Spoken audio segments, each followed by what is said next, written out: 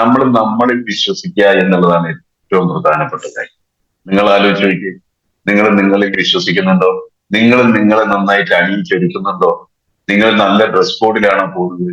നിങ്ങളുടെ മുഖത്തിന്റെ സൗന്ദര്യത്തിന്റെ കാര്യത്തിൽ നിങ്ങൾ നോക്കാറുണ്ടോ? മുടി നന്നായിട്ട് ചീവി വെക്കാറുണ്ടോ? ഈ കാര്യങ്ങളൊക്കെ നിങ്ങൾ ശ്രദ്ധിക്കണം. കാരണം നിങ്ങളാണ് നിങ്ങളുടെ ബിസിനസ്സിലെ ബ്രാൻഡ്. അല്ലാണ്ട് വേറെ ഇതിനകത്ത് നമ്മളുടെ മോഹൻലാലോ മമ്മൂട്ടിയോ അമിതാഭ് ബച്ചനൊന്നും അല്ല ബ്രാൻഡ്. നിങ്ങളെ കണ്ടിട്ടാണ് നിങ്ങളുടെ കൂടെ ഓരോ ആളുകളും ബിസിനസ്സിൽ വരുന്നത്. അപ്പൊ നമ്മൾ എന്താ ചെയ്യേണ്ടത്? ഒന്ന് സെൽഫ് റെസ്പെക്ട് ഉണ്ടാവുക എന്നുള്ളത്. നമ്മൾ നമ്മളെ ബഹുമാനിക്കുക. നമ്മളെ ബഹുമാനിക്കുക എന്ന് പറഞ്ഞാൽ എന്താ? നല്ല ഡ്രസ്സിൽ നല്ല വൃത്തിയായിട്ട് നടക്കുക.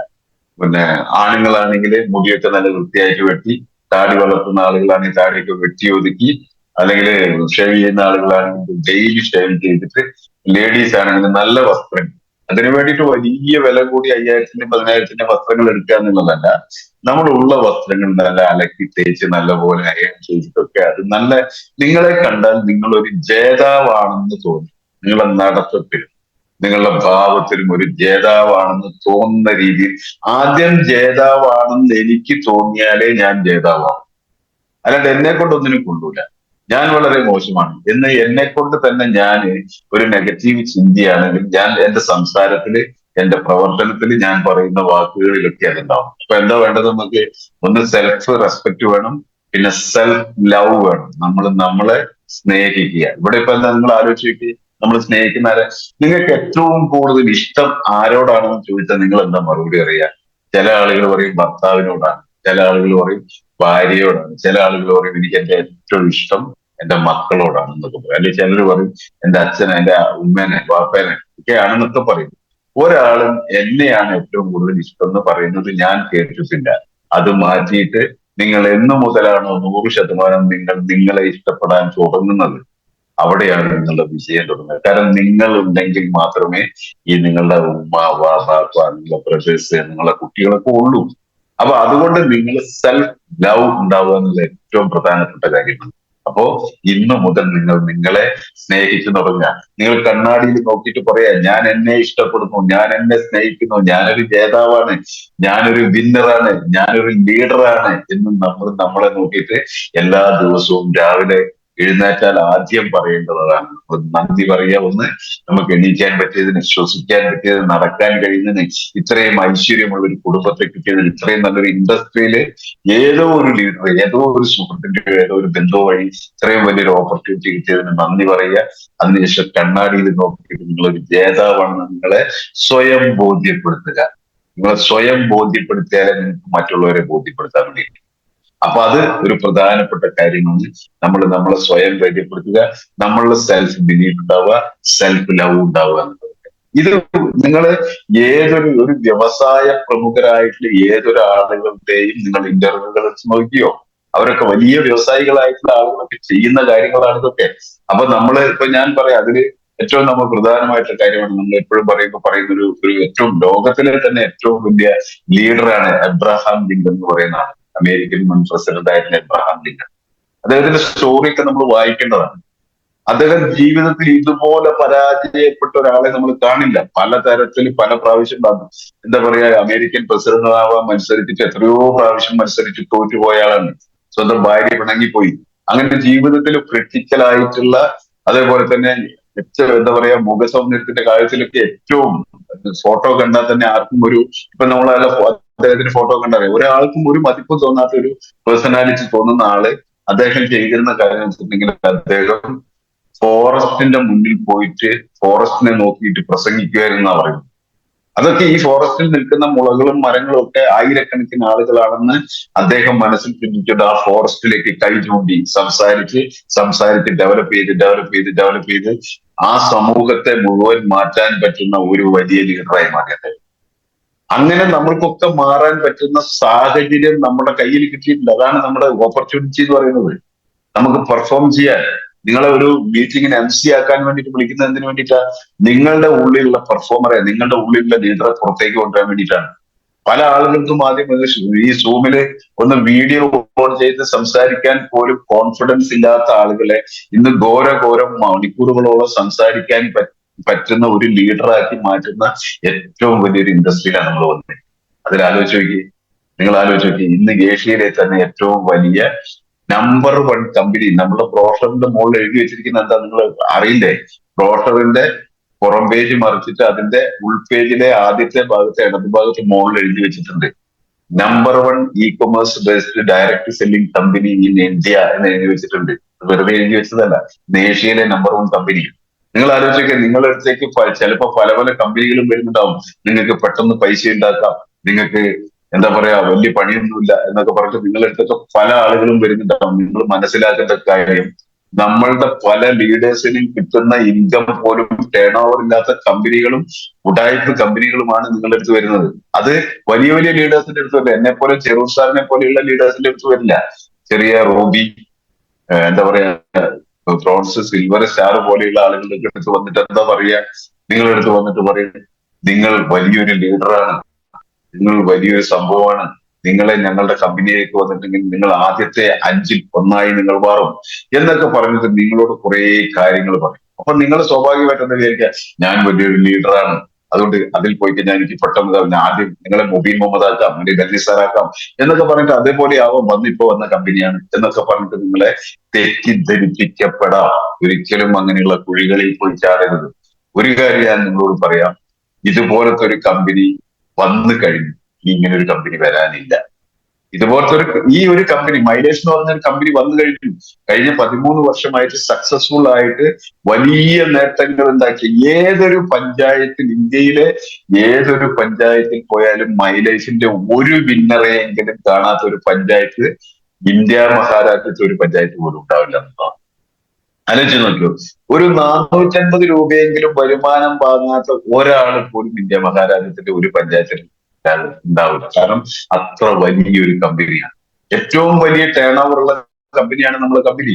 നമ്മൾ മനസ്സിലാക്കും, ഒരുപാട് പ്രോഡക്റ്റുകളും കാര്യങ്ങളും ഒക്കെ വന്നിട്ടുണ്ട്. കമ്പനി പുതിയ പുതിയ പ്രോഡക്റ്റുകൾ കൊണ്ടുവരുന്നു. അപ്പൊ ഇതൊക്കെ നമുക്ക് ആസ്വദിക്കണമെങ്കിൽ നമുക്ക് പ്രധാനമായിട്ട് വേണ്ടത് എന്താ? ഒന്ന്, നമ്മുടെ ലീഡേഴ്സ് പറയുന്ന കാര്യങ്ങൾ കൃത്യമായിട്ട് അതിനകത്ത് നമ്മൾ പിന്നെ അങ്ങോട്ടൊന്നും ചോദിക്കേണ്ട. സാറേ അങ്ങനെയല്ല, ഇങ്ങനെ ചെയ്യട്ടെ, സർ മാഡം ഞാൻ അങ്ങനെയല്ല ഇങ്ങനെ ചെയ്തിട്ടുണ്ട്. ഇതിലൊരു സിസ്റ്റം ഉണ്ട്. ഇതിലുള്ള സിസ്റ്റം എന്താ? മുബീൻ മുഹമ്മദ് സാറും ബെന്നി സാറും അതുപോലെയുള്ള ലീഡേഴ്സ് ഒക്കെ വിജയിച്ചു വന്ന അവർ ചെയ്ത പ്രവർത്തികൾക്കാണ് സിസ്റ്റം എന്ന് പറയുന്നത്. അവർ ചെയ്ത പ്രവൃത്തികൾ എന്താ? അവർ വിജയിക്കാൻ വേണ്ടിയിട്ട് കുറെ കാര്യങ്ങൾ ചെയ്തിട്ടുണ്ട്. ഒന്ന്, അവരെന്താ ചെയ്തത്? GTS എന്ന് പറയുന്ന പ്രോഗ്രാം എല്ലാ ആഴ്ചകളിലും പല സ്ഥലങ്ങളിലും നടക്കുന്ന GTSകളിൽ മിനിമം ഒരു GTS എങ്കിലും നമ്മൾ ആഴ്ചയിൽ അറ്റൻഡ് ചെയ്യുക. ഇത് നമ്മളുടെ വിജയത്തിന് വേണ്ടിയിട്ടാണ്. നമ്മൾ സ്കൂളിൽ പോയ കാലഘട്ടം നിങ്ങളൊന്ന് ആലോചിച്ച് നോക്കി. നമ്മള് പിന്നെ സ്കൂളിൽ ഒരു ദിവസം പോയില്ലെങ്കിൽ ആബ്സെന്റ് ഇടില്ലേ? അല്ലെ? അന്ന് എല്ലാ ദിവസവും ഹാജരെടുക്കും. നമ്മൾ വന്നിട്ടുണ്ടോ എന്നുള്ള ഹാജരെടുക്കും. എന്നിട്ട് വരാത്ത ദിവസത്തെ ആബ്സെന്റ് ഇടും. ഇവിടെ നിങ്ങൾ ഓരോ ആഴ്ചയിലും ഓരോ GTSന് പോലും പോകാതിരിക്കുമ്പോൾ നിങ്ങൾക്ക് അവിടെ ആബ്സെന്റ് വീഴുന്നുണ്ട്. ആബ്സെന്റ് വീഴുന്നത് എവിടെയാണ്? നിങ്ങളുടെ വളർച്ചയിൽ. നിങ്ങൾ വളർന്നു വരേണ്ട, നിങ്ങൾ ഒരു ഡൗട്ട്ഫുൾ പേഴ്സൺ ആയിട്ട് നിൽക്കുന്ന, സംശയങ്ങളുള്ള ആളായിട്ട് നിൽക്കുന്ന സമയത്ത് ഈ സംശയങ്ങൾ തീർക്കണമെങ്കിൽ നിങ്ങൾ GTSകളിൽ എത്തണം.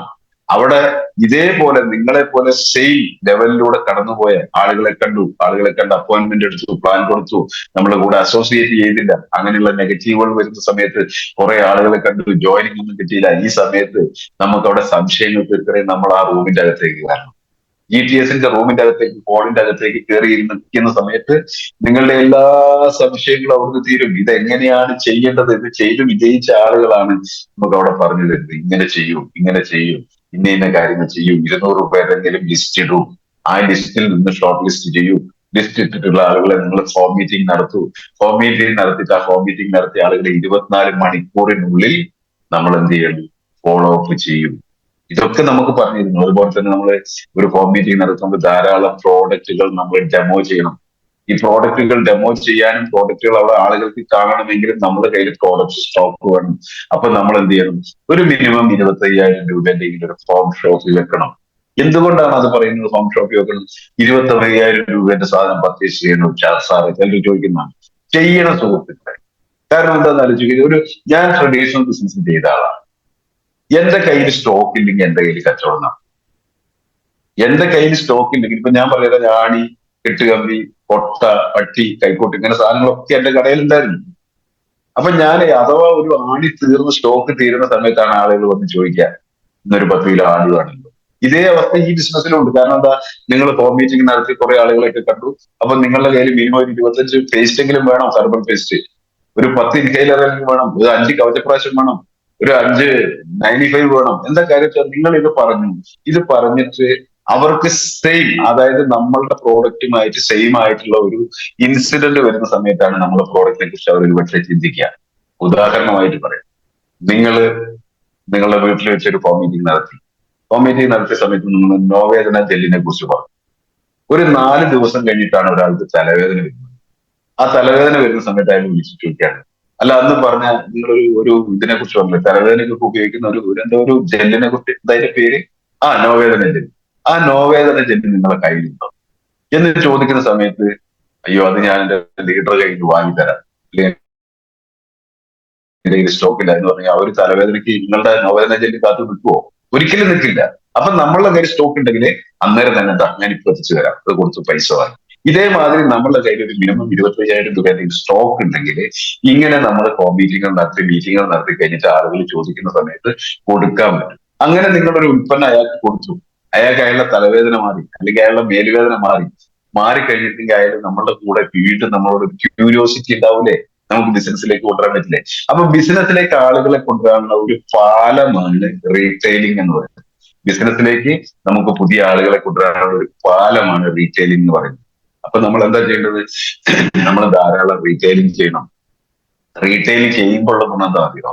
നിങ്ങളുടെ കയ്യിൽ എപ്പോഴും പൈസ ഉണ്ടാവും. കാരണം ഇന്ന് ലാഭം കിട്ടില്ല. നിങ്ങൾ ആലോചിക്കേ, ദിവസം ഇറങ്ങി ഒരു 10 പേസ്റ്റ് വിറ്റ് കഴിഞ്ഞാൽ 400 രൂപ കിട്ടും നമുക്ക്. ചില്ലറ പൈസയാണോ അത്?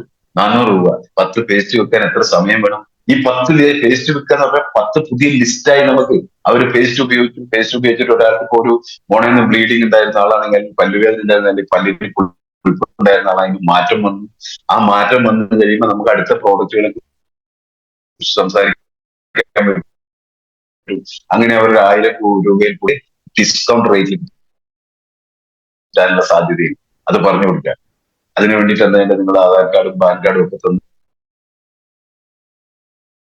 നിങ്ങൾക്ക് ഡിസ്കൗണ്ട് റേറ്റിൽ വാങ്ങുന്ന ആളെ നമുക്ക് നേരെ എന്ത് ചെയ്യുക, GTSലോ അല്ലെങ്കിൽ നമ്മൾ ഹോം മീറ്റിംഗിലേക്ക് കൊണ്ടുപോകുക. എപ്പോഴും നമ്മൾ ഹോം മീറ്റിംഗ് കഴിഞ്ഞ ആളുകളെ GTSലേക്ക് എത്തിക്കണം. കാരണം അവിടെയുള്ള ഒരു വലിയ മാസം ഒരു 250-300 ആളുകൾ, അല്ലെങ്കിൽ കോഴിക്കോടൊക്കെ നടക്കുന്ന നളന്ദിലൊക്കെ ആണെങ്കിൽ 500-1000 ആളുകളൊക്കെ പങ്കെടുക്കുന്ന GTSൽ പങ്കെടുപ്പിക്കഴിഞ്ഞാൽ അവരുടെ കോൺഫിഡൻസ് വർദ്ധിക്കും, വിശ്വാസം ഈ ഇൻഡസ്ട്രീനോടുള്ള. പല ആളുകൾ ചെയ്ത് വിജയിച്ച ആളുകൾ 2,10,000 വാങ്ങി ധാരാളം ആളുകളെ കാണുന്നു, വിജയിച്ച ഒരുപാട് ആളുകളെ കാണുന്നു, പ്രീമിയം ക്ലാസ് കാറുകളിൽ വരുന്ന ലീഡേഴ്സിനെ കാണുന്നു. ഇതൊക്കെ കാണുമ്പോൾ അവരുടെ വിശ്വാസം വർദ്ധിക്കും, അവർ നമ്മളുടെ കൂടെ നിൽക്കും. അവരുടെ ഉള്ളിൽ ഒരു മുബീൻ മുഹമ്മദ് സാറുണ്ടോ അല്ലെങ്കിൽ ഒരു ബെന്നി സാറുണ്ടോ എന്ന് നമുക്ക് കണ്ടുപിടിക്കാനുള്ള ഒരു യന്ത്രവും നമ്മുടെ കയ്യിലില്ല. ഒരാളുടെ ഉള്ളിലുള്ള പൊട്ടൻഷ്യൽ എന്താണെന്ന് നമുക്ക് അറിയില്ലെങ്കിൽ അയാളെ ഈ സിസ്റ്റമായിട്ട് കണക്ട് ചെയ്തിട്ട് വേണ്ട ട്രെയിനിങ്ങുകൾ കൊടുക്കുമ്പോഴാണ് നമുക്ക് അവരുടെ പൊട്ടൻഷ്യൽ നമുക്ക് മനസ്സിലാക്കാൻ വേണ്ടിയിട്ട് പറ്റുക. അപ്പൊ നമ്മൾ ചെയ്യേണ്ട കാര്യങ്ങൾ, നമ്മുടെ ലീഡേഴ്സ് പറഞ്ഞു തന്ന കാര്യങ്ങൾ കൃത്യമായിട്ട് നമ്മൾ ചെയ്യുക. അതിനകത്ത് നമ്മൾ വെള്ളം ചേർത്ത് കഴിഞ്ഞു, അല്ലെങ്കിൽ നമ്മൾ അതിനകത്ത് പറഞ്ഞ കാര്യങ്ങൾ ചെയ്യാതിരുന്നാൽ ഈ ഇൻഡസ്ട്രിയിൽ ഒരിക്കലും വിജയിക്കില്ല. നമുക്കിങ്ങനെ പറയാം, ഞാനും മൈലേജിൽ ഐഡിയ അടിച്ചതായിരുന്നു, അന്ന് എന്റെ ലീഡേഴ്സ് പറഞ്ഞത് ഞാൻ കേട്ടില്ല എന്ന് പറയാം. അല്ലെങ്കിൽ അതാരും പറയില്ല. അവർ പറയുന്ന ലീഡേഴ്സിന് ഭയങ്കര സംഭവമാണ്, അവർ അങ്ങനെ പറഞ്ഞു ഇങ്ങനെ പറഞ്ഞു, ഇതാണ് കമ്പനി പ്രോഡക്റ്റ് കൊള്ളില്ല, എനിക്ക് ബൾക്കായിട്ട് എന്നെ കൊണ്ട് പ്രോഡക്റ്റ് പർച്ചേസ് ചെയ്തു. നിങ്ങളിപ്പോ ഈ കമ്പനിയില് അല്ലെങ്കിൽ നമ്മുടെ ബിസിനസ്സിൽ നെഗറ്റീവായി നിൽക്കുന്ന ആരെങ്കിലും കണ്ടു കഴിഞ്ഞാൽ അവർ പറയുന്ന കാരണങ്ങൾ ഇതൊക്കെയല്ലേ? എന്താ പറയാ, ലീഡേഴ്സിന്റെ കുറ്റം പറയും, കമ്പനിയുടെ കുറ്റം പറയും, പ്രോഡക്റ്റിന്റെ കുറ്റം പിന്നെ അധികം ആരും പറയാറില്ല. കാരണം പ്രോഡക്റ്റ് ഉപയോഗിച്ചിട്ട് നല്ല റിസൾട്ട് ഒക്കെ കിട്ടിയോണ്ട് അധികം പറയാറില്ല. പക്ഷെ എന്താ പറയാ, എന്നെ പറ്റിച്ചതാണ്, അങ്ങനെ ആക്കി, എന്റെ കുറെ പൈസ പോയി. അല്ലെ, നിങ്ങൾ പറഞ്ഞു കേട്ടിട്ടില്ലേ, മൈലേജിൽ വന്നിട്ട് എന്റെ കുറെ പൈസ പോയി. മൈലേജിൽ വന്നിട്ട് എങ്ങനെയാ എന്റെ പൈസ പോവുക? ഇവിടെ എന്ത് പൈസേന്റെ ഇടപാടാണുള്ളത്? ആലോചിച്ച് നോക്കി. നിങ്ങൾ പണം കൊടുക്കുമ്പോൾ, നിങ്ങൾ 1000 രൂപ കൊടുത്ത് പ്രോഡക്റ്റ് വാങ്ങുമ്പോൾ ഒരു ഹോൾസെയിൽ പ്രൈസിൽ കിട്ടുന്ന പ്രോഡക്റ്റ് അത് കൃത്യമായിട്ട് റീറ്റെയിൽ ചെയ്യാൻ നിങ്ങളുടെ ലീഡറുടെ സഹായത്തോടുകൂടി റീറ്റെയിൽ ചെയ്യാനും, പറയുന്നത് പോലെ നിങ്ങൾ ലിസ്റ്റ് ഇടുകയും പറയുന്നത് പോലെ ഈ സിസ്റ്റം ഡ്യൂപ്ലിക്കേറ്റ് ചെയ്യുകയും ചെയ്യാണെങ്കിൽ നിങ്ങൾക്ക് എവിടെ പൈസ പോകുന്നത്? പല ആളുകളും പറയുന്നുണ്ട് പൈസ പോകുന്ന കുറേ പരിപാടികൾ നാട്ടിലുണ്ട്. 2 ലക്ഷം 3 ലക്ഷം 5 ലക്ഷം ഒക്കെ ഇട്ട് കഴിഞ്ഞാൽ നിങ്ങൾക്ക് കോടികൾ കിട്ടുമെന്ന് പറഞ്ഞിട്ട് നിങ്ങളുടെ സുഹൃത്തുക്കളുടെ പൈസ പിടുങ്ങി പോകുന്ന കുറേ പരിപാടികൾ നാട്ടിലുണ്ട്. അതല്ല ഇത് നമ്മൾ മനസ്സിലാക്കേണ്ടത് എന്താ? ഇതൊരു റിയൽ ബിസിനസ് ആണ്. വിപ്ലവകരമായിട്ടുള്ള ഒരു സാധാരണക്കാരന്റെ ജീവിതത്തിന്റെ അസാധാരണമായിട്ടുള്ള ലെവലിലേക്ക് മാറ്റാൻ കഴിയുന്ന, നാളെ എം.എ. യൂസഫ് അലിനെ പോലും ചിറ്റിലപ്പള്ളിനെ പോലും, എന്താ പറയുക, കൊച്ചൗസഫ് ചിറ്റിലപ്പള്ളിനെ പോലെയൊക്കെ നിങ്ങളുടെ നാട്ടിലും നിങ്ങളുടെ രാജ്യത്തൊക്കെ അറിയപ്പെടുന്ന ഒരു ബ്രാൻഡായി മാറാൻ പോകുന്ന ഒരു വലിയ ഓപ്പർച്യൂണിറ്റിയിലാണ് നമ്മൾ എത്തിയിരിക്കുന്നത്. ഇതിനെ നിങ്ങൾ ഒരിക്കലും നിസ്സാരമായിട്ട് കാണരുത്. ഇപ്പൊ തന്നെ നിങ്ങൾ ആലോചിച്ച് നോക്കി, നമ്മുടെ ഗ്രേറ്റ് ഗ്രേറ്റ് ലീഡർ, എന്താ പറയാ, crown diamond executive Mubeen Muhammad sir എവിടെയാണ് താമസിക്കുന്നത്? അമേരിക്കയിൽ. നിങ്ങൾക്കൊക്കെ അറിയുന്ന കാര്യമില്ല. അദ്ദേഹത്തിന്റെ കുട്ടികളുടെ വിദ്യാഭ്യാസത്തിനും കാര്യങ്ങളൊക്കെ അവിടെ പോയിട്ട് സ്വന്തം വീടെടുത്ത് അവിടുത്തെ പൗരത്വം എടുത്തിട്ട് അവിടെ താമസിക്കുക. നിങ്ങൾ ആലോചിച്ച് നോക്കി. അത് ആ ഒരു ലെവലിലേക്ക് എത്താൻ വേണ്ടിയിട്ട് സഹായിച്ച ഒരു ഇൻഡസ്ട്രിയാണിത്. ഇതേപോലെ നിങ്ങൾക്കൊക്കെ നാളെ ലോകം മുഴുവൻ പറന്ന് സഞ്ചരിക്കാനും നിങ്ങളുടെ എല്ലാ തരത്തിലുള്ള നിങ്ങളുടെ സ്വപ്നങ്ങളും നിർവഹിക്കാനും പറ്റുന്ന ഒരു വലിയൊരു ഇൻഡസ്ട്രിയിലാണ് നമ്മളൊക്കെ എത്തിയിരിക്കുന്നത്. നമ്മളതിന്റെ വലിപ്പം കാണാം. നമ്മളതിന്റെ വലിപ്പം കാണാൻ വേണ്ടിയിട്ട് എവിടേക്കും പോകണ്ട. നമ്മുടെ ലീഡേഴ്സിനെ കണ്ടാൽ മതി, അല്ലേ? പണ്ട് ഞാൻ പറയട്ടെ, ഡയറക്ട് സെല്ലിങ്ങിന് ആദ്യം, അതായത് ഞാൻ 2001, 2002 കാലഘട്ടത്തിലൊക്കെ ഇതിൽ ജോയിൻ ചെയ്യുന്ന സമയത്ത് അന്ന് നമുക്ക് ഇന്റർനെറ്റ് ഇല്ല. അന്ന് നമുക്ക് തരുന്ന CD-കളാണ്, CD പ്ലെയറുകളിൽ CD. അന്ന് ഒരു CD ഒക്കെ കിട്ടണമെങ്കിൽ വലിയ വിലയും കൊടുക്കണം. 250, 300, 500 രൂപയൊക്കെയാണ് ഒരു CD-ന്റെ വില. എന്നിട്ട് ആ CD വീട്ടിൽ കൊണ്ടുവന്ന് CD പ്ലെയറിൽ ഇട്ടിട്ട് നമ്മൾ TV-യിലാണ് കാണുക. അത് കാണുന്ന എങ്ങനെയാണെന്ന് പറയാം, അമേരിക്കയിലുള്ള വലിയ ലീഡറുടെ അദ്ദേഹത്തിന്റെ വീട്, അദ്ദേഹത്തിന്റെ കാറൊക്കെ കാണിച്ചു തരിക. കാരണം ആ കമ്പനിക്ക് അച്ചീവേഴ്സിനെ കാണിച്ചു തരാനില്ലായിരുന്നു അമേരിക്കയിൽ, ഇന്ത്യയിൽ. അപ്പൊ അങ്ങനെയുള്ള കാര്യങ്ങൾ, അതുപോലെ തന്നെ അങ്ങനെയുള്ള കാര്യങ്ങളൊക്കെയാണ്. തന്നെയല്ല, അന്ന് നടക്കുന്ന മീറ്റിംഗ്, മിക്ക മീറ്റിങ്ങും എറണാകുളത്തൊക്കെ നടക്കുക. എറണാകുളത്തുള്ള ഒരു മീറ്റിങ്ങിന് ഇവിടെ വയനാട്ടിൽ നിന്ന് ഞാനൊക്കെ പോയി വരുമ്പോഴത്തേനും അന്നത്തെ കാലത്ത് ഒരു 1000, 1500 രൂപ ചെലവാകും. തന്നെയല്ല, ഈ മീറ്റിങ്ങിനൊക്കെ ഹെവി പൈസയും കൊടുക്കണം, നല്ല പൈസയും കൊടുത്തിട്ട് ആ മീറ്റിംഗ് ഒക്കെ അറ്റൻഡ് ചെയ്യും.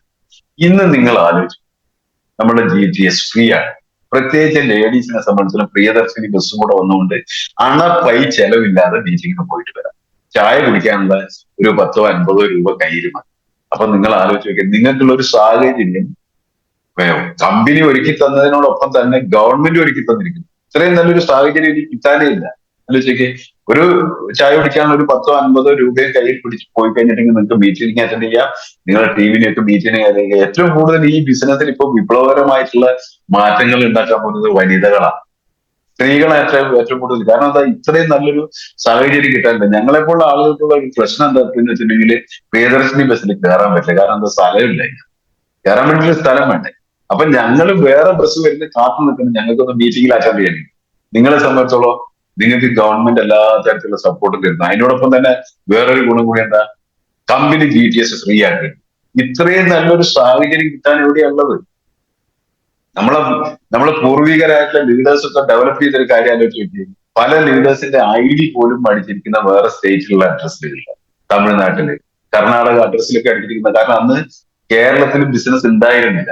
ആ സമയത്ത് അവര് കോയമ്പത്തൂരും അതുപോലെ തന്നെ നമ്മുടെ മൈസൂർ, ബാംഗ്ലൂർ, മംഗലാപുരത്തൊക്കെ പോയിട്ട് പ്രോഡക്റ്റുകൾ എടുത്തുകൊണ്ട് വന്നിട്ട് പെട്ടിക്കണക്കിന് പ്രോഡക്റ്റുകൾ ട്രെയിനിലൊക്കെ കൊണ്ടുവന്നിട്ട് ബിൽഡ് ചെയ്ത ആളുകളായവിടെ. അന്ന് ഇത്രയും പ്രോഡക്റ്റുകൾ ഉണ്ടോ? ഇത്തരം പ്രോഡക്റ്റ് വളരെ വിരലിലെണ്ണാവുന്ന പ്രോഡക്റ്റുകളേ ഉള്ളൂ. ഞാൻ ബിസിനസ്സിൽ വന്നപ്പോ തന്നെ അന്ന് ഞങ്ങൾക്ക് പ്രോഡക്റ്റ് കിട്ടിക്കൊണ്ടിരുന്ന എറണാകുളം ഓഫീസിൽ നിന്ന് കൊറിയർ വരണമായിരുന്നു. അല്ലെങ്കിൽ ഞങ്ങൾ മൈസൂറോ മംഗലാപുരത്തൊക്കെ പോയിട്ട്, ഞാൻ മൈസൂർ എത്രയോ തവണ പോയിട്ട്, കൊടകിലൊക്കെ പോയിട്ടുണ്ട്. ഒരു വർഷം കവചപ്രാവശ്യം നമുക്ക് ഇവിടെ ഇല്ലാഞ്ഞിട്ട് ഞാൻ കർണാടക കൊടകിൽ പോയിട്ട് എടുത്തു, ബൈക്കിന് പോയിട്ടായിരുന്നു. എന്റെ ഒരു സുഹൃത്തിന്, എനിക്ക് അന്ന് ഒരു സ്കൂട്ടറാണ് ഉണ്ടായിരുന്നത്. ആ സ്കൂട്ടറിൽ പോകാൻ പറ്റാത്തത് കൊണ്ട് ഞാനൊരു ബൈക്ക്, നമ്മുടെ സുഹൃത്തിന്റെ ബൈക്കിൽ പോയിട്ട് അതിന്റെ ബാക്കിൽ ഒരു 3 പെട്ടി കവചപ്രാശം വെച്ച് കെട്ടിയിട്ടാണ് ഞാൻ കൊണ്ടുവന്നത്. ഇന്ന് അങ്ങനത്തെ എന്തെങ്കിലും ഉണ്ടോ? നിങ്ങളുടെ വീടിന്റെ തൊട്ടടുത്ത് നിങ്ങൾക്ക് ഉൽപ്പന്നങ്ങൾ കിട്ടാവുന്ന സംവിധാനത്തിലേക്ക് മാറിയില്ലേ? ഇതൊരു 4, 5 വർഷം കഴിയുമ്പോൾ നിങ്ങൾ ആലോചിച്ച് നോക്കി, ആയിരക്കണക്കിന് പ്രോഡക്റ്റുകൾ വരും നിങ്ങളുടെ വീടിന്റെ തൊട്ടടുത്ത് പോയിട്ടുള്ള പലചരക്ക് കടയിൽ നിന്ന് സാധനം വാങ്ങുന്നത് പോലെ നിങ്ങളുടെ വീടിന്റെ തൊട്ടടുത്ത് പോയിട്ട് പ്രോഡക്റ്റ് വാങ്ങാനുള്ള ഒരു അവസ്ഥയിലേക്ക് ഈ ബിസിനസ് എത്തുമ്പോൾ നിങ്ങൾക്ക് വലിയൊരു നെറ്റ്വർക്ക് ഉണ്ടാവുകയെന്ന് വിചാരിക്കുക. ആയിരക്കണക്കിന്, 10,000-കണക്കിന് ആളുകളുടെ ഒരു നെറ്റ്വർക്ക് ഉണ്ടെങ്കിൽ എവിടേക്കോ ഉള്ള, വയനാട്ടിലുള്ള ആളുകൾ, കോഴിക്കോടുള്ള ആളുകൾ, മംഗലാപുരത്തുള്ള ആളുകൾ, ബോംബെയിലുള്ള ആളുകൾ ഒക്കെ അവര് പോയിട്ട് അവരുടെ വീട്ടിലേക്ക് വേണ്ട ഉൽപ്പന്നങ്ങൾ വാങ്ങുമ്പോൾ നിങ്ങളുടെ അക്കൗണ്ടിലേക്ക് കയറാൻ പോകുന്ന വരുമാനം എന്താണെന്ന് ഈ വലിപ്പത്തെ കുറിച്ച് നമ്മൾ ചിന്തിച്ചു. ഇപ്പൊ ഞാനൊരു കാര്യം പറയാം, ഒരു നെറ്റ്വർക്കിന്റെ കാര്യം പറയുമ്പോൾ ഞാൻ 1-2 ചെറിയ കാര്യങ്ങൾ പറയാം. അപ്പൊ ബത്തേരിയിലുള്ള ഒരു തുണി വിൽക്കുന്ന ഒരു കടയാണ്, അല്ലെങ്കിൽ ഒരു വലിയ ടെക്സ്റ്റൈൽ ഷോപ്പാണ് എസ്പാര സിൽക്സ് എന്ന് പറയുന്നത്. അദ്ദേഹത്തിന്റെ മുതലാളിന്റെ പേര് അയ്യൂബ് എന്നാണ്. അയ്യൂബ്ഖാന്ന് ഞാനൊക്കെ വിളിക്കും.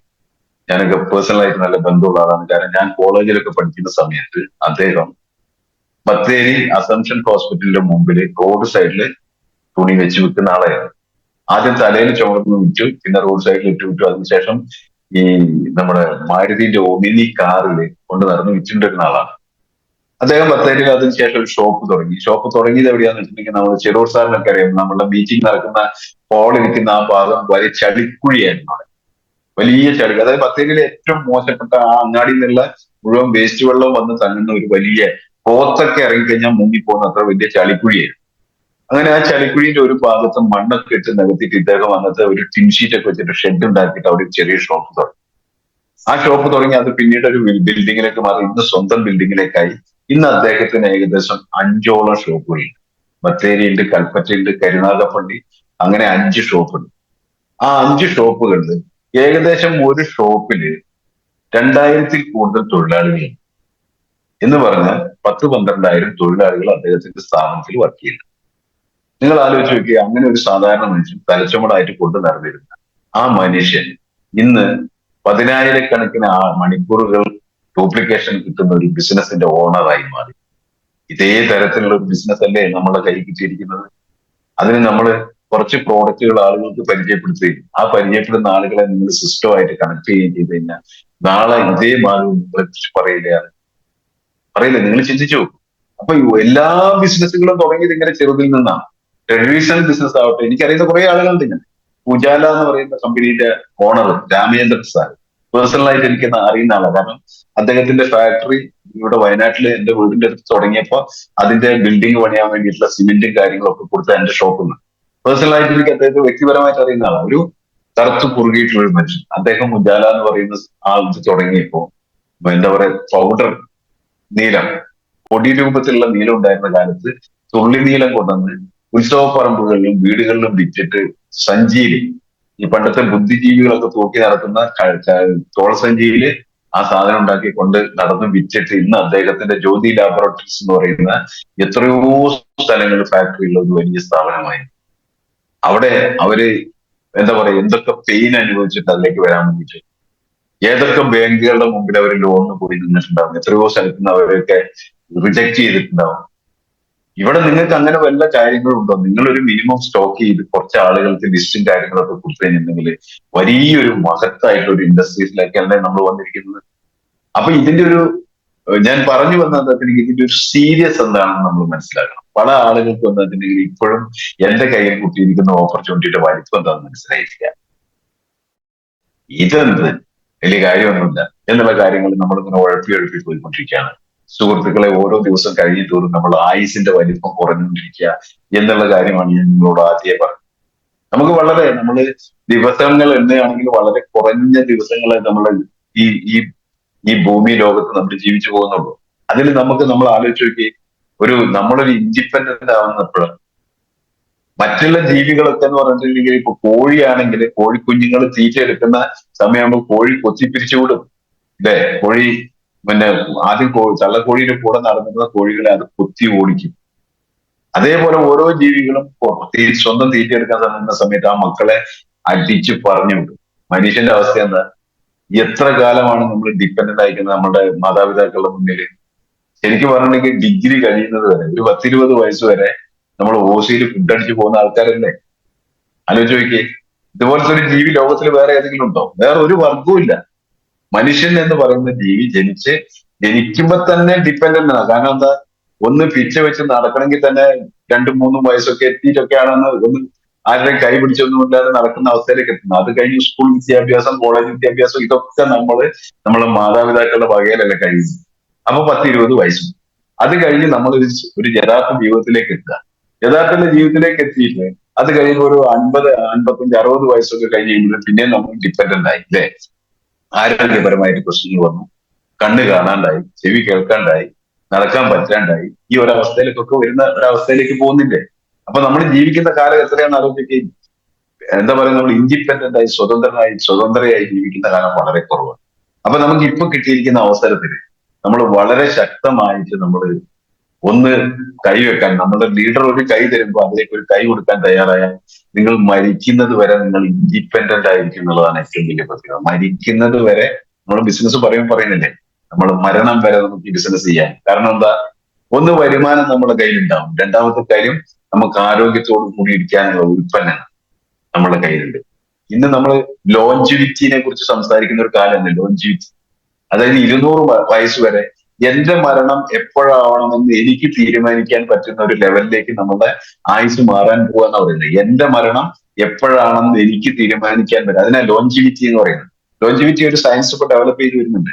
അതിനുള്ള ഉൽപ്പന്നങ്ങൾ കഴിക്കുക, അതിനുള്ള നമ്മളെന്താ പറയാ, നമ്മുടെ ശ്വസനക്രിയകള്, നമ്മുടെ മെഡിറ്റേഷൻ പോലെയുള്ള കാര്യങ്ങള്, അതിനുള്ള ഉൽപ്പന്നങ്ങൾ. ഇപ്പൊ വെൽനസ് എന്ന് പറയുന്ന ഇൻഡസ്ട്രി വേറൊരു തലത്തിലേക്ക് മാറിപ്പോയിക്കൊണ്ടിരിക്കുക. അതായത് മനുഷ്യന്റെ ആയുസ് കൂട്ടാൻ വേണ്ടിയിട്ട് എന്തൊക്കെ കാര്യങ്ങൾ ചെയ്യും, എനിക്ക് എത്ര വയസ്സ് വരെ ഇരിക്കും, അതുപോലെ എന്റെ രോഗങ്ങൾ എങ്ങനെ നിർണ്ണയിക്കാൻ പറ്റും, എന്റെ സലൈവന്റെ എന്റെ ഉമിനീരിന്റെ സാമ്പിൾ എടുത്തിട്ട് അത് ഒരു ലാബിൽ കൊടുത്ത് പരിശോധിച്ച് കഴിഞ്ഞിട്ടുണ്ടെങ്കിൽ എനിക്ക് എന്തൊക്കെ രോഗങ്ങൾ വരാൻ സാധ്യതയുണ്ട്. എനിക്ക് ക്യാൻസർ വരുമോ, അല്ലെങ്കിൽ എനിക്ക് ശ്വാസം മുട്ട് വരുമോ, അല്ലെങ്കിൽ എനിക്ക് ഷുഗർ വരുമോ, അല്ലെങ്കിൽ വേറെ ഹെറിഡിറ്ററി ആയിട്ട് പരമ്പരാഗതമായിട്ട് വരാവുന്ന അസുഖങ്ങൾ എന്തൊക്കെയാണ്, ആ അസുഖങ്ങളെ തടയാൻ വേണ്ടിയിട്ട് എന്താണ് ചെയ്യേണ്ടത്, അതിന് എന്തൊക്കെ ഉൽപ്പന്നങ്ങൾ കഴിക്കണം, ഏത് തരത്തിലുള്ള ജീവിതശൈലിയാണ് നമ്മൾ കൊണ്ടുപോകേണ്ടത്. അങ്ങനെ നമുക്ക് യുണീക്ക് ആയിട്ടുള്ള രീതിയിൽ ഓരോ ആളുകൾക്ക് യുണീക്ക് ആയിട്ടുള്ള രീതിയിലുള്ള ഉൽപ്പന്നങ്ങളൊക്കെ വരാൻ പോകുന്ന, അങ്ങനെ വെൽനസ് ഇൻഡസ്ട്രി പോലും മാറാൻ പോകുന്ന ഒരു കാലഘട്ടത്തിലാണ് നമ്മൾ ഇരിക്കുന്നത്. നിങ്ങൾ ആലോചിച്ച് നോക്കി, 200 വയസ്സ് വരെയൊക്കെ 120 വയസ്സാണ് പണ്ട് മനുഷ്യന്റെ ആയുസ് പറഞ്ഞിരിക്കുന്നത്. ഇന്ന് 150 വയസ്സ് വരെയൊക്കെ ജീവിച്ചിരുന്ന ആളുകൾ ഉണ്ടെന്നാ പറയുന്നത്. അപ്പൊ അങ്ങനെ അവരെങ്ങനെയാണ് അത്രയും വയസ്സ് വരെ ജീവിച്ചിരുന്നത്, അവരുടെ ജീവിത സാഹചര്യങ്ങൾ എന്തൊക്കെയായിരുന്നു, ഇതൊക്കെ പഠിച്ചുകൊണ്ട് ലോഞ്ചിവിറ്റിനെ കുറിച്ചൊരു വലിയ സയൻസ് ഡെവലപ്പ് ചെയ്തു വരും.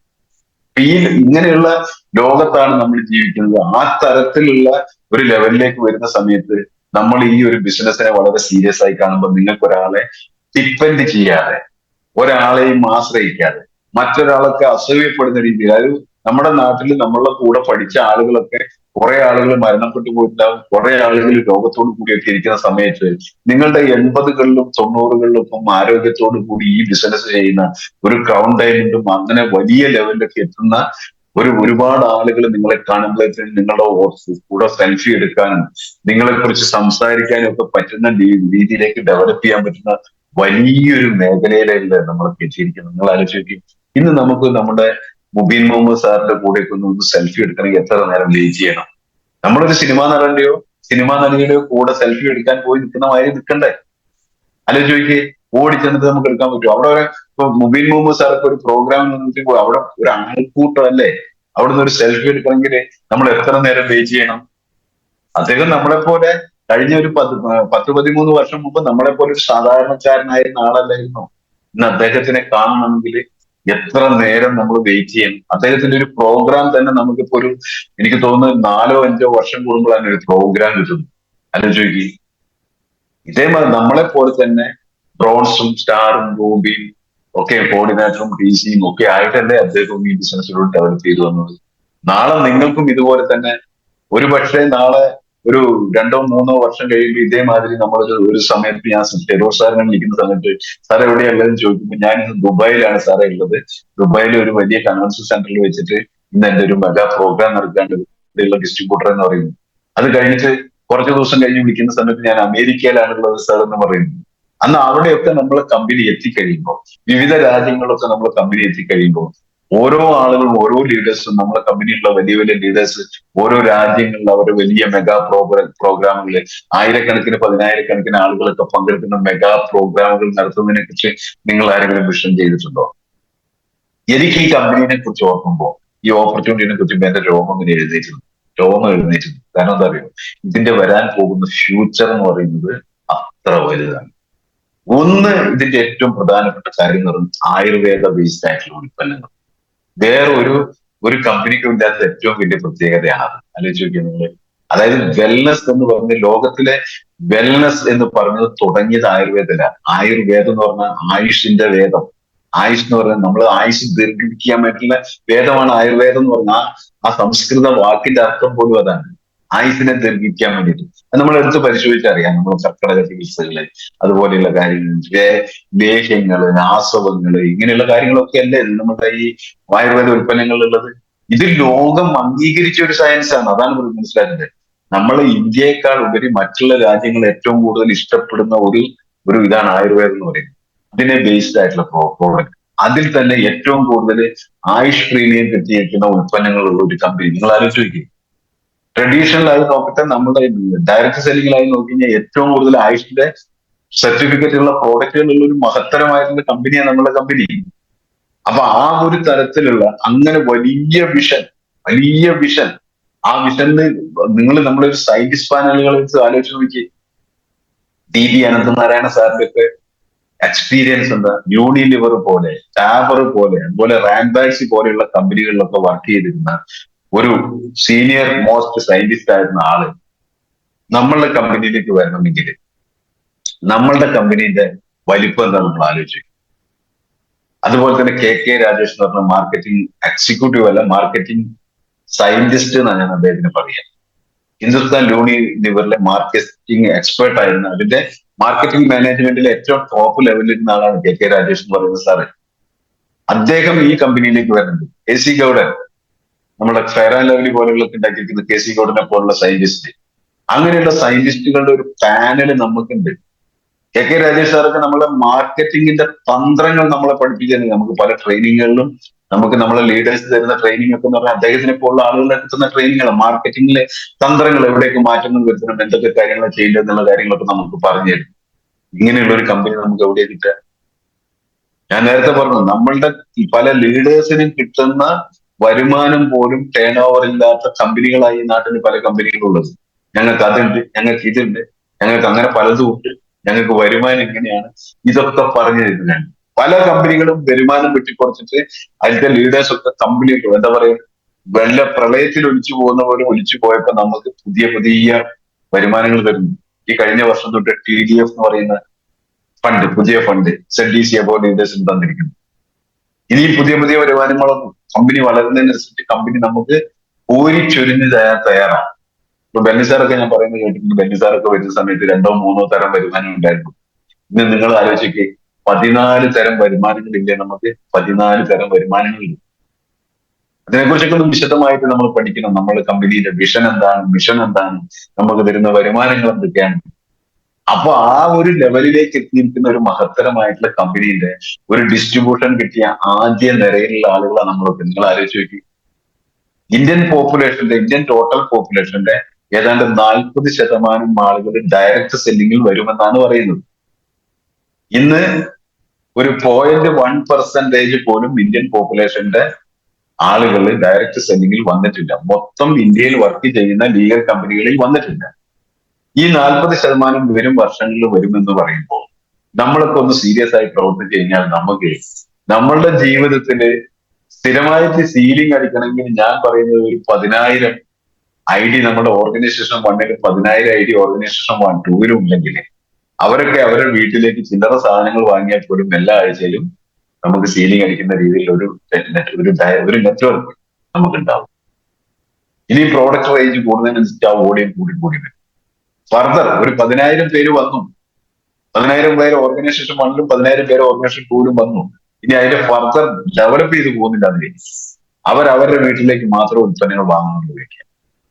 എങ്കിൽ പോലും നമുക്ക് ആഴ്ചയിൽ 2,10,000 വാങ്ങുന്ന രീതിയിലുള്ള ഒരു നെറ്റ്വർക്കായി മാറും.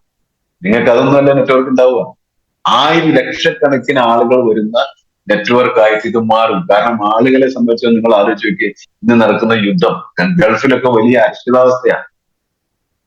ഗൾഫിലൊക്കെയുള്ള ആളുകൾക്ക് അവിടെ നിൽക്കണം, ഇങ്ങോട്ട് വരണമെന്ന് അറിയില്ല, അവിടെ നിന്നാൽ ജീവൻ പോകുന്നുള്ള പേടി, അങ്ങനെ വലിയ പ്രശ്നങ്ങൾ നിൽക്കുന്ന ആളുകൾ തിരിച്ചു വന്നു കഴിഞ്ഞാൽ നാട്ടിൽ വന്നിട്ട് എന്താ ചെയ്യാനുള്ളത്? ഇവിടെ നമ്മളുടെ മഹത്തരമായിട്ടുള്ള ഓപ്പർച്യൂണിറ്റി, ₹1 അണപ്പൈ ചെലവില്ലാതെ മഹത്തരമായിട്ടൊരു ഓപ്പർച്യൂണിറ്റി അവർക്ക് കൊടുത്തുകൂടെ? അവരെ നമുക്ക് രക്ഷപ്പെടുത്തിക്കൂടെ? ഈ അരക്ഷിതാവസ്ഥയില് ഈ ഡയറക്ട് സെല്ലിംഗ് ഇൻഡസ്ട്രിയുടെ പ്രത്യേകത എന്താണെങ്കിൽ ഇതൊരു എന്താ പറയാ, ഒരു പ്രൂഫ്ഡ് ബിസിനസ്സാണ്. അതായത് മാന്ദ്യമുണ്ടായാലും വളരും, മാന്ദ്യമില്ലെങ്കിലും വളരും, രണ്ട് സമയത്തും വളരും. മാന്ദ്യമുള്ള സമയത്ത് ആളുകൾക്ക് ആവശ്യകത കൂടും, ഓപ്പർച്യൂണിറ്റിയുടെ ആവശ്യകത കൂടും. ആവശ്യകത കൂടുമ്പോൾ നമ്മൾ കൃത്യമായിട്ട് നമ്മുടെ കൂടെ ആളുകൾ അപ്പൊ ഇത് നമ്മൾ കൃത്യമായിട്ട് ആളുകൾക്ക് പറഞ്ഞു കൊടുക്കുക എന്നുള്ളതാണ് ഏറ്റവും പ്രധാനപ്പെട്ട കാര്യം. ആളുകൾക്ക് ഇതിന്റെ എന്താണ് ഇത് ചെയ്യേണ്ടത്, ഇത് ചെയ്തു കഴിഞ്ഞാൽ എങ്ങനെയാ രക്ഷപ്പെടുക എന്ന് നമുക്ക് കൃത്യമായിട്ട് പറഞ്ഞു കൊടുക്കണം അറിയണമെന്നുള്ളതാണ്. അത് നമ്മൾ അതിനൊരു തുറന്നു പറച്ചിൽ ആവശ്യം. നമ്മൾ ഒന്നും മറച്ചു വെക്കാൻ പാടില്ല, കളവുകൾ പറയാൻ പാടില്ല, എന്നാൽ നേരും പറയാൻ പാടില്ല. ഒരാളുടെ അപ്പോയിന്റ്മെന്റ് എടുക്കുമ്പോൾ നമ്മൾ അവരോട് നുണ പറയാൻ പാടില്ല, എന്നാൽ ഇതിനകത്തുള്ള മുഴുവൻ കാര്യങ്ങളും വെട്ടി തുറന്ന് പറയാൻ പാടുമോ? വെട്ടി തുറന്ന് പറഞ്ഞാൽ നമുക്ക് ഒരു അപ്പോയിന്റ്മെന്റ് കിട്ടില്ല. നമ്മൾ അവരോട് ഒരു അരമണിക്കൂറെങ്കിലും ഇരുന്ന് സംസാരിക്കാനുള്ള ഒരു, ഒന്നുകിൽ നമ്മളുടെ വീട്ടിൽ വെച്ച് അല്ലെങ്കിൽ അവരുടെ വീട്ടിൽ വെച്ച്. പരമാവധി നമ്മൾ ചില ആളുകൾ കണ്ടിട്ട് കാറിന്റെ ബാക്കിൽ ചാരി ഒന്ന് പ്ലാൻ കൊടുക്കുന്നു, കടയുടെ മുമ്പിൽ വെച്ച് പ്ലാൻ കൊടുക്കുന്നു. ഒരിക്കലും ചെയ്യാൻ പാടില്ല. ഒരിക്കലും നമ്മുടെ കൂടെ സൃഷ്ടിക്കില്ല. ഒരാളുടെ ഷോപ്പിൽ പോയിട്ട് ബിസിനസ് പറഞ്ഞു കൊടുക്കാൻ പാടില്ല. കാരണം എന്താ, ഒരു കച്ചവടവും ഇല്ലാതെ ഈച്ച പിടിച്ചിരിക്കുന്ന ഒരാളായി ഉച്ച സമയത്തായിരിക്കും ചിലപ്പോൾ വരാൻ മതി. നിങ്ങൾ അവിടെ പോയി പ്ലാൻ കൊടുത്തുകൊണ്ടിരിക്കുന്ന സമയത്തായിരിക്കും ഏതെങ്കിലും നമ്മൾ ധൂമകേതുവിന്റെ രൂപത്തിൽ ആരെയും ചെയ്യും. അവർ രണ്ട് നെഗറ്റീവ് പറഞ്ഞിട്ട് പോകും. പിന്നെ അവന്റെ ജീവിതത്തിൽ നമുക്ക് കിട്ടില്ല. ഒരു പക്ഷെ നിങ്ങളെ കൂടെ വന്നിട്ട് വലിയ ഡയമണ്ട് ആവേണ്ട ഒരാളാണ്, ആ ഓപ്പർച്യൂണിറ്റി കളഞ്ഞത് ആരാ? ഞാൻ ചെയ്ത് റോങ് ആയതുകൊണ്ടാണല്ലോ ആള് പോയത്. അതേസമയം അയാളുടെ ഫ്രീ ടൈം എപ്പോഴാണ്, അയാൾക്ക് ഇരിക്കാൻ പറ്റുന്ന ഒരു അരമണിക്കൂർ ഇരിക്കാൻ പറ്റുന്ന സമയം എപ്പോഴാണെന്ന് നമ്മൾ കണ്ടെത്തണം. നമ്മൾ അനലൈസ് ചെയ്യണം. അവരോട് സംസാരിക്കുന്ന സമയത്ത് സംസാരിക്കുമ്പോൾ അനലൈസ് ചെയ്ത് കണ്ടുപിടിച്ചിട്ട് വേണം നമ്മൾ അയാളുടെ സമയത്ത് ആ സമയത്ത് പോയിട്ട് അയാളെ ഇതെടുക്കാൻ. അത് പരമാവധി വീട്ടിൽ വെച്ച് ചെയ്യുക. ബിസിനസ് സ്ഥാപനത്തിൽ പോകരുത്, അവരെ ജോലി സ്ഥലത്ത് പോയി പ്ലാൻ കൊടുക്കരുത്. ഈ വാഹനത്തിൽ ചാരി നിന്നിട്ടുള്ള പരിപാടി പാടില്ല, കടയുടെ മുമ്പിൽ വെച്ച് ചെയ്യാൻ പാടില്ല, അങ്ങാടിയിൽ നിന്ന് പ്ലാൻ കൊടുക്കാൻ പാടില്ല, ബസ്സിന്റെ അകത്തുനിന്ന് പ്ലാൻ കൊടുക്കാൻ പാടില്ല, ട്രെയിനിന്റെ അകത്തുനിന്ന് പ്ലാൻ കൊടുക്കാൻ പാടില്ല. ഇതൊക്കെ ചെയ്തു കഴിഞ്ഞാൽ വെറുതെ നമ്മുടെ സമയം കളയാനുള്ളത്. അതേസമയം നമ്മൾ ഒരു ക്യൂരിയോസിറ്റി ഉണ്ടാക്കി അപ്പോയിന്റ്മെന്റ് എടുത്ത് കൃത്യമായിട്ട് കാര്യങ്ങൾ പറഞ്ഞു കൊടുത്തു കഴിഞ്ഞിട്ടുണ്ടെങ്കിൽ നമ്മളുടെ ആ സമയം ഫ്രൂട്ട്ഫുൾ ആവും, ഉപകാരപ്രദമായിട്ട് മാറും. ഇല്ലെങ്കിൽ നമ്മൾ വെറുതെ വേസ്റ്റ് ആക്കാന്നുള്ളൂ. വേറൊരു കാര്യമുണ്ട്, അതുകൊണ്ടൊരു ഗുണമുണ്ട്, നിങ്ങൾ കുറച്ചും കൂടെ എക്സ്പീരിയൻസ് ആകുന്ന, ഇനി മേലിൽ ഇത് ഞാൻ ചെയ്യാൻ പാടില്ല എന്നുള്ള ഒരു എക്സ്പീരിയൻസ് നമുക്ക്. അപ്പൊ ഇതിനകത്തെല്ലാം എക്സ്പീരിയൻസ്. നിങ്ങൾ അങ്ങനെ ചെയ്തു. അപ്പൊ ലീഡേഴ്സ് പറയാണ് ഇങ്ങനെയൊക്കെ അപ്പോയിന്റ്മെന്റ് ചെയ്യാൻ പാടില്ല. ഞാൻ ഇങ്ങനെയൊന്ന് ചെയ്ത് നോക്കാം, ഞാൻ അവരെ കടയിലൊന്നും പോയിട്ട് പ്ലാൻ കൊടുത്ത് നോക്കാം, എനിക്ക് കിട്ടിയാലോ. അപ്പൊ നിങ്ങൾക്ക് മനസ്സിലാവും, ചില പട്ടികൾക്ക് കാലിൽ ഏറുകൊണ്ട് തോന്നില്ലേ, ഇതേമാതിരി ഇത് ഇനി ഞാൻ ചെയ്യരുതെന്ന് അപ്പൊ നമുക്ക് മനസ്സിലാവും. അപ്പൊ അതേമാതിരി നമ്മൾ കൃത്യമായിട്ട് ഇതിന് സിസ്റ്റം പറയുന്നത് എന്താണോ, ഇതിൽ പുതുതായിട്ട് നമ്മളൊന്നും കൊണ്ടുവരും. ഇതിലിങ്ങനെ ഒരു പരമ്പരാഗതമായിട്ടൊരു സിസ്റ്റം ഉണ്ട്, ഇങ്ങനെയൊക്കെയാണ് ചെയ്യേണ്ടതെന്നുള്ളത്. അപ്പൊ അത് നമ്മൾ ചെയ്തു പോകുമ്പോൾ നമുക്ക് വളരെ നല്ല രീതിയിൽ ട്രീറ്റ്മെന്റ് ആയിരിക്കും. ഇവരെയൊക്കെ നമ്മൾ എന്ത് ചെയ്യണം വെച്ചിട്ടുണ്ടെങ്കിൽ ഇവരെയൊക്കെ നമ്മൾ EPSലേക്ക് കൊണ്ടുവരണം. ആ ഹോം മീറ്റിംഗ് കൃത്യമായിട്ട് നടത്തണം. ഇതൊക്കെ നടത്തിയാൽ മാത്രമേ നമുക്ക് ഇതിനകത്ത് വളരെ വേഗത്തിൽ വിജയിക്കാൻ വേണ്ടിയിട്ടുള്ളൂ. ഇതിൽ വളരെ എളുപ്പത്തിൽ വിജയിക്കാൻ വേണ്ടിയിട്ടുള്ള ഒരു ടെക്നിക്ക് എന്താ സാറേ എന്ന് ചോദിച്ചു കഴിഞ്ഞാൽ എനിക്ക് പറയാനുള്ളത്, നിങ്ങൾ എല്ലാ ദിവസവും ഹോം മീറ്റിംഗ് നടത്തുക എന്നുള്ളത്. കാരണം നിങ്ങൾക്കൊരു ഹോം മീറ്റിംഗിന് ശരാശരി ഒരു 5 പേർക്ക് പ്ലാൻ കൊടുക്കും. നിങ്ങൾ 1 to 1 കൊടുക്കുകയാണെങ്കിൽ നിങ്ങൾ ആലോചിച്ച് നോക്കി, നിങ്ങൾ നിങ്ങളുടെ ലീഡറും കൂടി രാവിലെ പോയി പറ്റിയാൽ നിങ്ങൾ ഒരു 5 അപ്പോയിന്റ്മെന്റ് എടുത്താൽ 2 3 മാക്സിമം നടത്തും. അതേസമയം നിങ്ങൾ ഒരു ഹോം മീറ്റിംഗ് നടത്തണം, ശരാശരി 5 പേര് അല്ലേ, 5 പേരെ കിട്ടിക്കഴിഞ്ഞാൽ 7 5 35 പേർക്ക് നിങ്ങൾക്ക് ഒരാഴ്ച പ്ലാൻ കൊടുക്കാം. നിങ്ങളെ സെൽഫ് ആയിട്ടുള്ള കാര്യങ്ങൾ. ഹോം മീറ്റിംഗ് 1 2 5 6 തവണ ഒന്നും നടത്തുന്ന ഒരു കുഴപ്പമില്ല. ഇന്നൊരു 5 പേരെ വിളിച്ചു, നാളെ വേറൊരു 5 പേരെ വിളിച്ചു, മറ്റന്നാൾ വേറൊരു 5 പേര്, നമുക്ക് 200 പേരുടെ ലിസ്റ്റില്ലേ, പുതിയ ആളുകളെ നമ്മൾ പരിചയപ്പെട്ടുകൊണ്ടിരിക്കുന്നില്ലേ. ഇങ്ങനെ നമ്മൾ മീറ്റിങ്ങുകൾ കണ്ടക്ട് ചെയ്യുകയാണെങ്കിൽ നമുക്ക് വേഗത പോകും. അപ്പൊ നമുക്ക് അതിന് കുറച്ച് റീറ്റെയിൽ പ്രോഡക്റ്റുകൾ പോകും. ആ പ്രോഡക്റ്റുകളുടെ എക്സ്പീരിയൻസുകൾ ഒരു അടുത്ത ദിവസങ്ങളിൽ ഡ്യൂപ്ലിക്കേറ്റ് ചെയ്യാൻ വളരെ എളുപ്പമുള്ള കാര്യം വെച്ചാൽ ഹോം മീറ്റിങ്ങുകൾ നടത്തുക എന്നുള്ളത്. അപ്പൊ അത് നമ്മുടെ ടീമിലും നമ്മളൊക്കെ ഡെവലപ്പ് ചെയ്യുക. ഈ രീതിയിലൊക്കെ ചെയ്തു പോയി കഴിഞ്ഞിട്ടുണ്ടെങ്കിൽ വളരെ നല്ല രീതിയിൽ നമുക്ക് ഡെവലപ്പ് ചെയ്യാൻ കാര്യങ്ങളൊക്കെ പറ്റും. നമുക്ക് അറിയാം, നമ്മളുടെ മുന്നിൽ വലിയൊരു പ്രോഗ്രാം വരുന്നത് എക്സോറ എന്ന് പറഞ്ഞിട്ടുള്ള ആ പ്രോഗ്രാമിലേക്ക് വരുമ്പോൾ നിങ്ങളൊക്കെ വലിയ ഒരു ടീമായിട്ട് വരാം. അപ്പൊ അതിന് വേണ്ടിയിട്ടുള്ള കാര്യങ്ങളൊക്കെ ചെയ്യുക. ചെയ്തുകൊണ്ട് നമ്മൾ എന്താ പറയുക, നമ്മൾ ഒരു വിജയിയായി നമ്മൾ കാണിച്ചു കൊടുക്കുമ്പോഴാണ് നമ്മളെ കൂടെ ആളുകൾ നിൽക്കുക. ഫാസ്റ്റ് ആയിട്ട് ഡെവലപ്പ് ചെയ്യുമ്പോഴാണ് നമ്മളെ കൂടെ കൂടുതൽ സുഹൃത്തുക്കൾ ഉണ്ടാവുക. അപ്പൊ അതിനൊക്കെ എല്ലാവർക്കും കഴിയട്ടെ എന്ന് ആശംസിച്ചുകൊണ്ട് നിർത്തുന്നു.